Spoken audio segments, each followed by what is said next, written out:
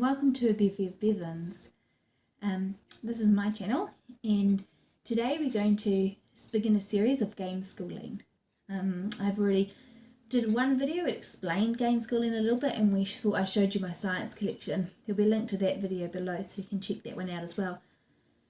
Game schooling is when you use games in your school in either to replace curriculum or to add to it. Often we use it for unit studies or subjects. So the series is going to cover different subjects.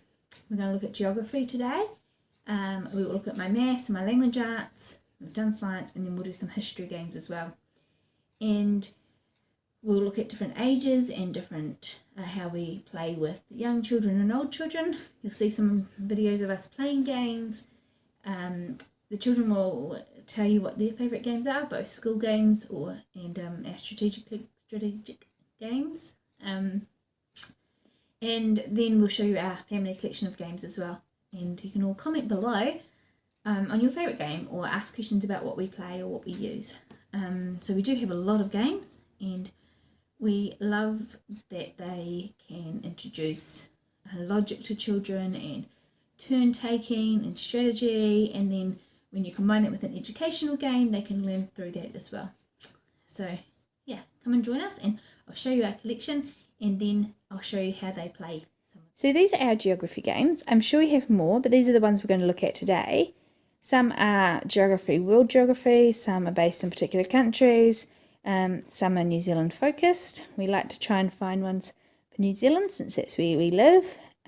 So I'm going to give you a little bit more in-depth look at them in a moment, but these are what we're looking at, and you can get heaps of different games, but these are just the ones that we've got out today. So our first game today is Geo Toys, and these are World Geo cards. In Geo Toys, they have puzzles. Can you see my big puzzle? And so we have 6 of these ones.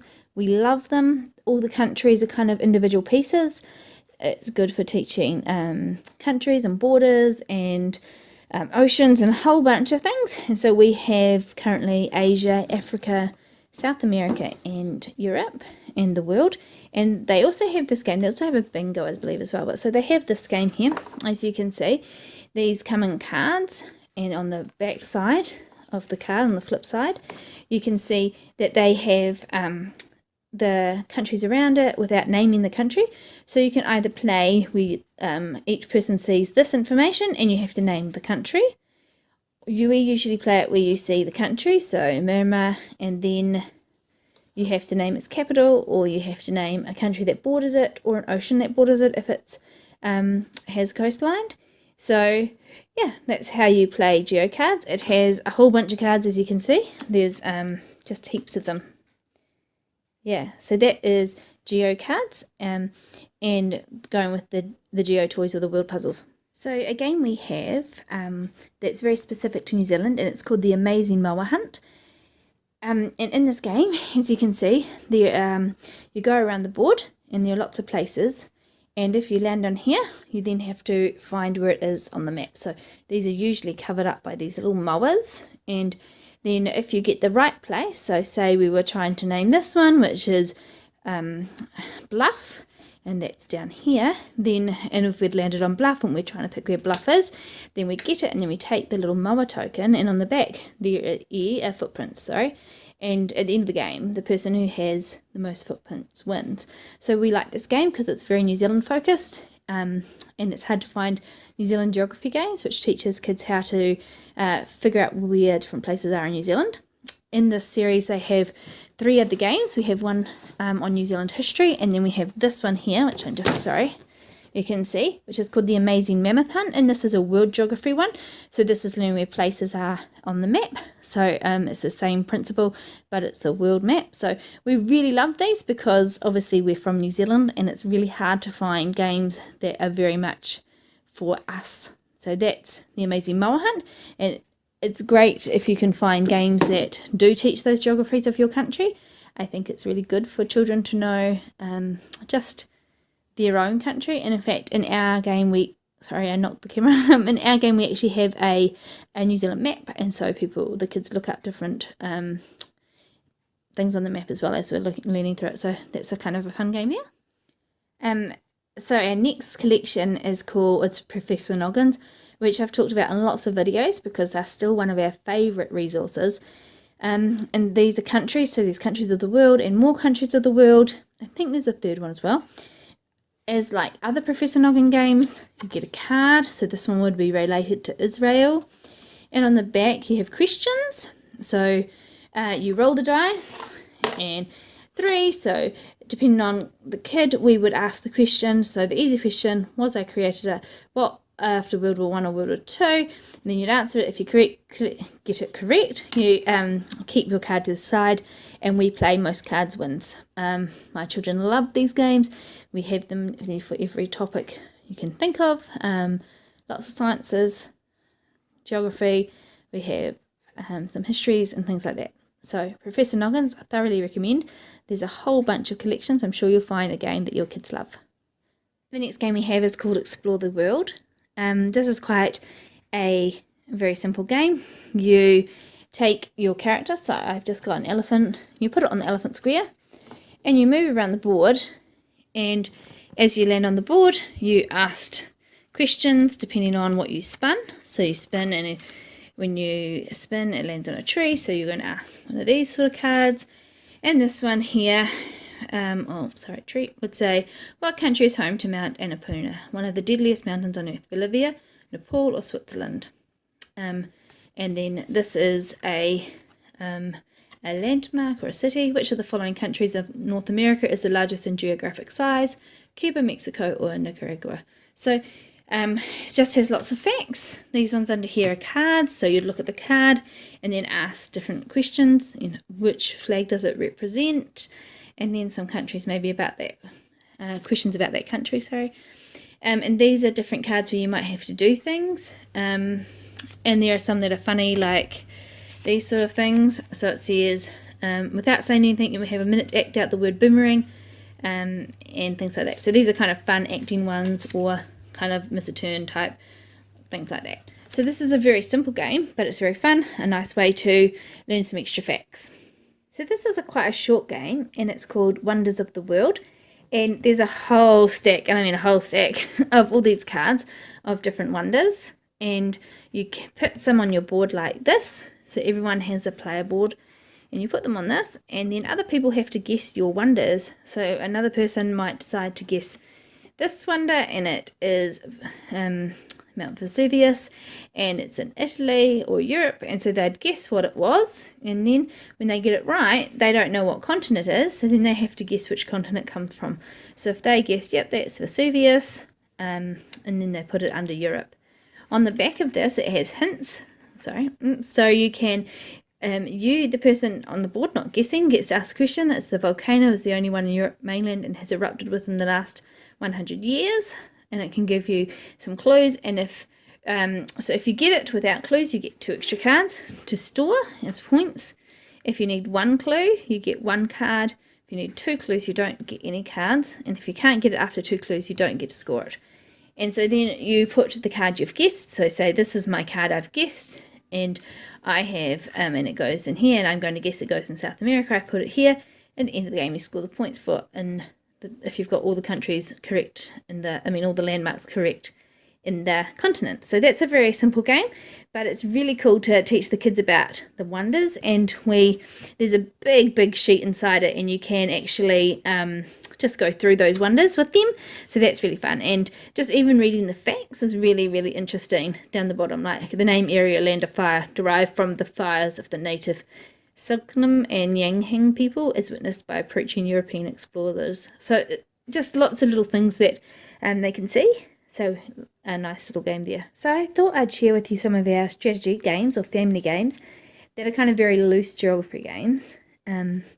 So Carcassonne, which is a tile-laying game, has a series called Around the World, and so we have Amazonia's here with us, and it's very loosely geography. It's rainforest type things, and you have the Amazon River that you place in, and then every turn you get a tile like such, and this then you place it. So you place it, and it has to join up. So here we've got 2 forests together, and then you score points for the animals. If you do rivers, they can even join up over here I think that one will fit there. So you can join up rivers onto the main river, and you can score points for that. You can put huts on your rivers, so that is a little village by your thing. And there's a whole pile of these cards here, and as you and they just have to match up. So it's a tile laying game, quite simple but quite fun, and it's kind of loosely geography. So we put it in our little geography category, but it's kind of fun. Kids of all ages can play it. Yeah, so we really like the Carcassonne series, and yeah, it's quite excited about their around the world ones as well. This is probably one of my favourite games, and it's called Parks, and it's exploring the parks around the national parks around the USA. So in this game, you are a little tramper person, here, and you walking away along your path, collecting various things to get be able to visit the most parks. And these are the parks here. So this happens to be this park, and you'd need to collect a tree and 2 waters to be able to build it. And so then once you've built it, that scores points for you, and it's a park you've visited. You can get equipment that you need to take with you. They all cost sunshine. So this one is a wide angle lens, so you can take more photos, and these are the little photos you can take. They're very cute. I really like them. So here we go, is a little picture that you've taken while visiting the national parks. And so this is a game where you trek along. You can't go backwards, so you always have to go forward, and you always have to go, like, so you have 2 little characters like this, and you always have to have, if I'm here and there's one there, then I'd have to jump in front of him. He's always last, and then when he moves, the next one's always last. And it's played for 4 seasons, which is very thematic.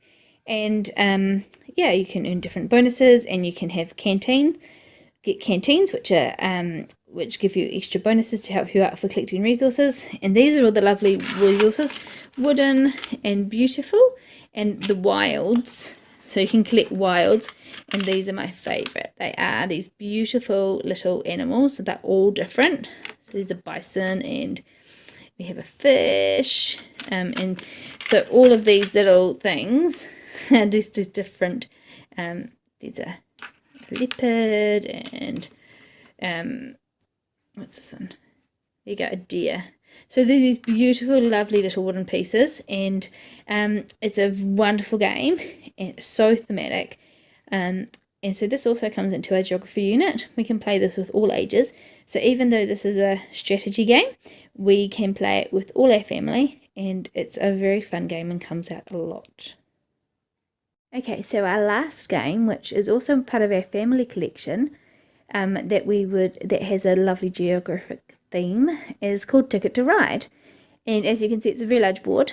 And so on Ticket to Ride, you collect train cards like these, and then you use your train cards to travel across.